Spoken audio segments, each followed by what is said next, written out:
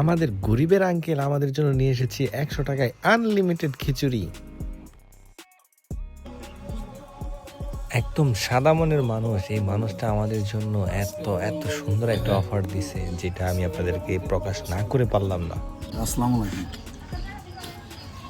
প্রতি শুক্রবারে খিচুড়ি আনলিমিটেড 100 টাকায় আনলিমিটেড, সকাল 7টার থেকে আপনার দুপুর 12টা 12:30 পর্যন্ত আর কি, জমা না আমাদের রাখ পর্যন্ত 100 টাকায় যা যদি খাইতে পারেন, 10-12 লাগলে 10-12 লয়ে খাবেন, নষ্ট করা পারতেন না, নষ্ট করলে 500 টাকা জরিমানা।